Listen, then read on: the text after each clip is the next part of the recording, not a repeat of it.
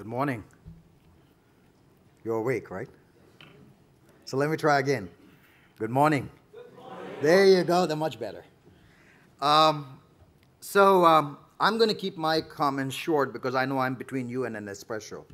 So I just have a few points to make because I think most of the key points that I would have made were made before me. And Professor Moreno, in his last presentation, structured essentially the way you look at things. And then before that, of course, Vincente spoke about what we're trying to do. But let me give you a, this is like the book, The Unbiased Look at the Civil War, the Southern Perspective. So I'm going to give you a sort of an unbiased look from my point of view, personally, because I've been engaged in this for 4 years. For me, this is one of the most exciting things that I've done in my career. And I believe that we are onto something that is extraordinarily important. But when you saw Vincente's presentation, when you saw Professor Moreno's presentation, when you listened to what Vince Cerf said, how many of you said, oh my God, what the hell are we doing? Because it is overwhelming. It's like taking a drink out of a fire hydrant. I mean, you're going to get drowned, or you're going to get a few drops of water through your nose and your mouth, and you're going to end up there. I always tell people that when we think about smart connected communities or smart cities or city digitization, I always say, look at progress in a very simple way. The progress in city development, city revitalization, city building, country transformation is like a march of a drunkard. It's not a straight line. You go into small alleys, you get drunk, throw up over there, and then you cry a little bit, then you get up, walk back, you're not quite sure where you're going. But at the end of the day, you end up in your own bed. You're not quite sure how you got there, but you're there. So I want you all to think that we are going to make some false starts. We're going to go into some small alleys. We'll make some errors because we are trying to fix something that took 2,000 years to get here. And so it's not going to be an easy exercise. So I'm going to address some of the things from the way I have seen this over the last 4 years. We have been working in about 94 different cities, working in cities, whether it's Barcelona or whether it is in Busan, or whether it is in Incheon, or whether it is in Shanghai, or Chongqing, or Chengdu, or whether it is Skolkovo in Russia, or whether it's Paradesh in Portugal, or whether it is Rio. We have been studying these different projects and talking to mayors, talking to CEOs, and understanding the problem. And I've come to the conclusion that this is going to be beyond my generation, is going to be beyond the generation of my children, but we are starting a journey here that's going to make a big difference. And we have no other. And believe me, this may sound extraordinarily hyperbolic, but it is absolutely an imperative. We have no choice. And that's what I want to talk about. So if you look at it, why this is an important time for us to get involved in city protocol, why is this such an important and extraordinary event? To my simplistic way of thinking, there are three major transitions that are global in nature. It does not matter whether you're in Africa, whether you're sitting in Kenya or Nairobi, or you're sitting in Bombay or Barcelona, or whether you're sitting in Bangalore, which is where I'm based currently. The first transition is urbanization. At last has been recognized as a real thing. Till now, politicians have had this unhealthy obsession with farming and with rural communities and refusing to accept that cities are important, even though 70 to 80% of GDP is driven by cities. It is only this decade and the last decade that big politicians, worldwide global organizations, whether it's the UN or the others, recognize that cities are important. Cities need to be considered in a global way, not in a local way. The second, and in that urbanization, one of the most extraordinary events over the next 5-10 years is 700 million people are going to move into cities.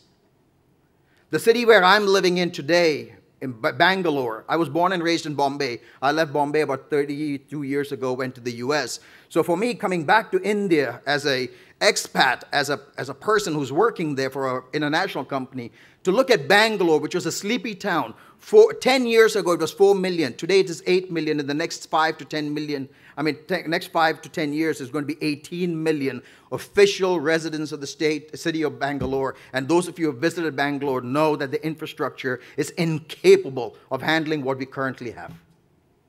Now, you may think it's a Bangalore problem, you may think it's a Shanghai problem, but you go into Paris and you see the beautiful streets of Paris, but take 2 streets on the side and you will have a different story. You go to London And if you take London outside of the state of UK and make it into a country, it is the 5th largest GDP. But then you go to East London and you got 48% unemployment. You take the tube and you go from central London to East London, every stop is 1 year lower in life expectancy. 52% of children born into the metropolitan area of London is born into poverty. So the issues that we are addressing in Bangalore and Hyderabad, and the issues we are addressing in Nairobi, and the issues that we're studying in Barcelona have a global implication. The reason why people leave a small village in India or in Africa or in the Middle East or in other places, not because they want to uproot their family and their social life and move it into a city, is because of lack of urban services like healthcare, education, jobs, and culture. That's the reason why they're moving, not because they want to live in a shanty town in Bombay where 60 to 70% of the people live in what was considered a slum. So the question you have to ask is not what we do to solve it, but why do you solve the root problem? Urbanization is real, and the solution has to be different. The second thing that is happening, and you heard it today, so it's not from an ICT point of view, from a parochial point of view, a self-serving point of view that I take this point of view, but the fact is when you look at cities, you think in terms of physical infrastructure. You have mayors, you have city managers, you have people who think in terms of physical infrastructures of roads, bridges, highways, and all the others, but we need to now think in terms of digital infrastructure. I would tell you this, if you're building a new building today, I find it hard to believe that you would actually say, I'm going to build this building, but after it's over, we'll worry about the water and about electricity. We'll worry about it later. But today you're building buildings and cities by saying, we'll worry about ICT later. And yet ICT, information and communications technology, is as important as water, telephone, and utilities of energy. What does that mean? I just want to give some statistics to think in terms of what the second major global transition that is taking place, which is ICT. Within the next 3 years, over 90% of the internet will be video-based. Now, this may seem simple to us, but just some statistics for us to think about. Last year, 2000 level, by the end of 2011, 20 average households, 20 average households of a major developed country, city, loaded onto the internet more data than existed in the entire internet of 2008. Let me repeat that again. 20 families loaded onto the internet more data than all of the internet of 2008. In 2015, in 1 second, 1 million minutes of video will be uploaded. 1 million minutes of the video. By 2020, one family in a London or a Barcelona or one of the other large cities will load onto the internet more traffic than all of the internet of 2008, one family. So when you put video coming at you like a big fire hydrant, you have to ask yourself this question: what if there's unlimited computation at a reasonable price? What if there's unlimited storage at a reasonable price? What if everything is connected to everything? Would you do healthcare the same way? Would you do education the same way? Would you run a city the same way? And yet, we are focused on that same issue. So that's the second worldwide transition that I think we have to incorporate into the master plans. And the third, I think, is emerging countries and growth countries. For me, this is an extraordinary event because you have people from Hyderabad, people from Barcelona, people from Amsterdam, people from Africa, all coming together at the same time. But here's the important thing. Increasingly, cities cannot afford their cities. Increasingly, emerging countries are going to drive a lot more things. If you look at the GDP of the top 10 countries of the last 100 years, and you go back to 150 years, in the top 10 countries of the world, India and China used to be there in 1825, in the top 2 or 3. Then they disappeared. If you look out to 2050, the top 3 countries will be India, US, and China. Not in that order, China being number 1. But if you look at the top 10 today, 6 out of the 10 are European countries. You look at the top 10 GDP of 2015, there'll be 2 European countries. Everything else is an emerging country today. Yet, they will not be rich countries. India will never be a rich country at a GDP on a per capita basis. It will be a poor country, but it'll be a rich country in terms of total number of revenues. Which means the answers for India will never be the answers that we're looking today for a Barcelona or a London. It will have to be different. If you look at the emerging countries, it is driven by entrepreneurs. So if you're in Turkey, you better understand what the Sabancı and Koç family are thinking, because they have an extraordinary influence on the way business is done in Turkey. You go into Philippines, 5 families control 60% of the GDP. You go into India, 80% of all publicly traded companies are family owned. And by the way, the family owned companies don't think of you as a share owner. They say, it's my company, I'm letting you invest in me. So the way they think is, I don't need CapEx, I need OpEx. I'm not going to invest all. Give it to me on a per usage basis, which means you put all these 3, urbanization, the mobile internet, and this OpEx model, because cities cannot afford to spend huge amounts. They have to pay it on per usage basis. There is a new need, a new imperative, and that is what we have to work towards. So for us, for me, when I think about where do we need to go, I look at 5 things that we have to accomplish, all of us here. And I want to speak a little bit more as to why that is important. First one is visionary leadership. We're not talking about a utopia anymore. This is one of my biggest pet peeves. When we talk about smart cities, when we talk about all these technologies coming in, we think in terms of the Jetsons, flying cars. Everything is going to be, and people are asking the question, you're going to destroy your community. And the fact of the matter is the cities will look pretty much the same 60 years from now. There might be some differences. How it's going to be run is going to be different. So visionary leadership is how are we going to live and play, work? This is what we got to figure out. Do we have a common vision of what the world can be and what the world needs to be? By the way, I would argue we don't have global citizens. We have citizens who know the globe. I have senior executives. Klaus Schwab from the World Economic Forum told me, Anil, there are no global executives. You have executives like you who understand where all your businesses are. In 100 countries, 16 of them have market shares of this, revenues of this, but you have to become globally aware. Our children need to be globally aware. And I want to talk about the world when they grow up, that somebody sitting in Incheon is connected to a Chadwick school in Los Angeles, connected to the Bangalore International School, connected to something in Russia. And then when they grow up, they recognize and think similarly, even though they have their own inherent core values.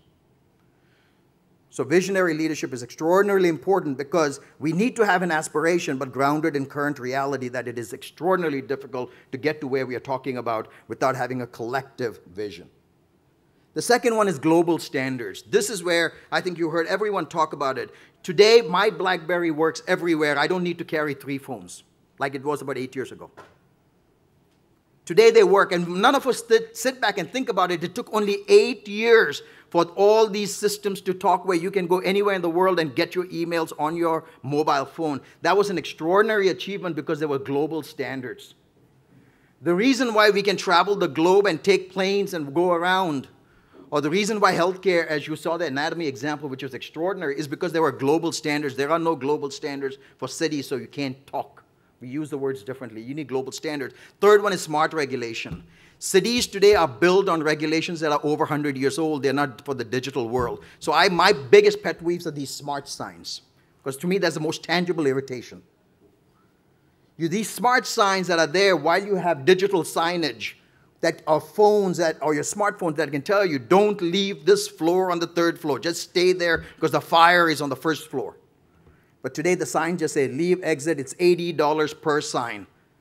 And it's required by law. You don't get a building permit. We talk about water being a big issue. We can do recycling. In Australia, we're working with a company that has cut down water uses from the city by 80%, so it does not require in-ground retention tanks, but the city would not give them permit unless they had in-ground retention tanks. And worse, to rub salt on their wounds, you have to flush the water into the sewage system and waste it. And they said, we don't need it. No, but then you don't get your permit because your building requires you to have 8 retention tanks.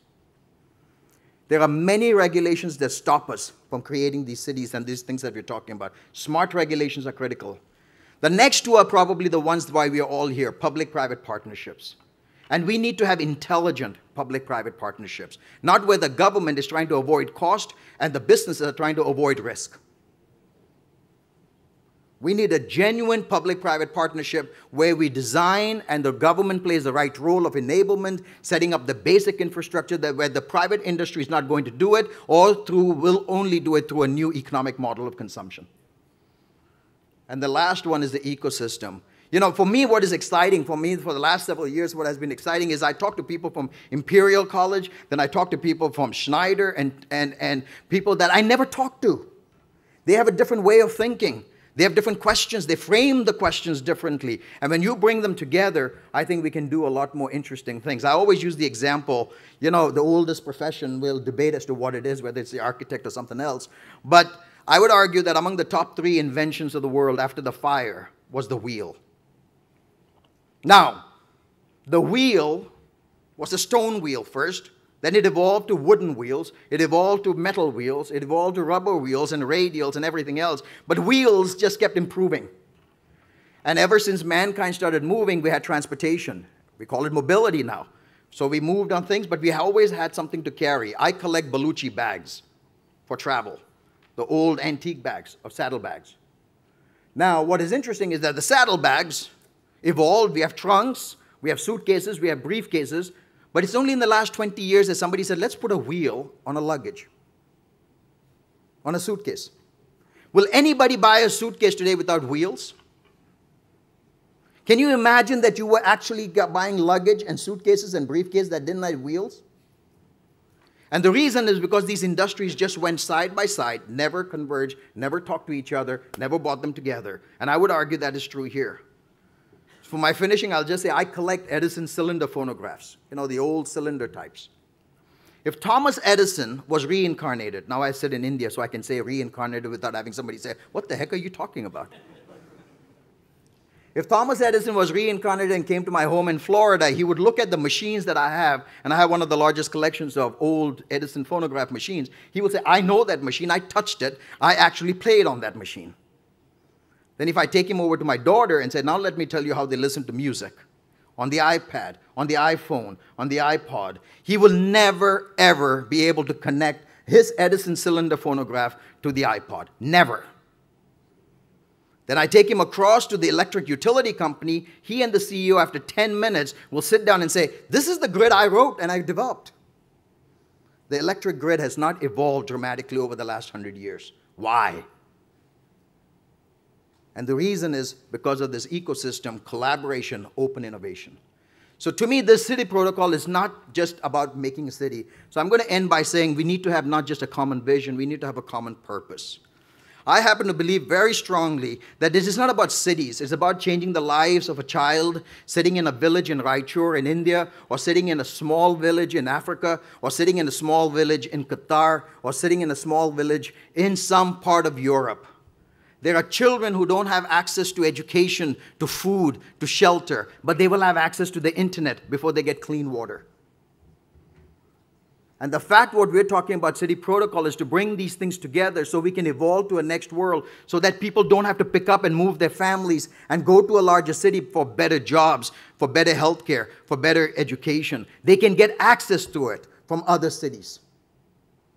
It is about changing the lives of countries so that the digital infrastructure becomes as important an asset in Qatar as the gases, or in Kenya, or in Nigeria. For the oil, they should have a national platform of the ecosystem that builds a platform where education and jobs are brought to those citizens. In Tanzania, where the children are born with no pediatric surgeons. How can we live in this world like that? So this city protocol is not about bits and bytes and coming up with protocols and transformation. It's about changing the way the cities are going to matter in this world, and that we can build something that 100 years from now, we won't be around, but we have made a small progress in that mankind's progress. So I'm going to stop by saying that as we go through it, I think we should get above all the challenges that we have and think about why we're doing it. We are doing it to transform the lives of peoples and citizens worldwide. And I think the city protocol is the first step, necessary, not sufficient step, but it's the first step. And I think having common ideas, common vision, common language is the first way beyond the accents that we can start talking so that we can transform a city by city and then go from there. Thank you very much. I'm looking forward to working with you personally. You have my personal commitment. I'm in my second stage of my life and my second stage of my career. And I tell my wife, my children, that this is what matters. We're going to do something important. We can do something important if we look beyond our own city and look around the globe and say, how do we connect and make all these different cities matter? Thank you very much. Bye-bye.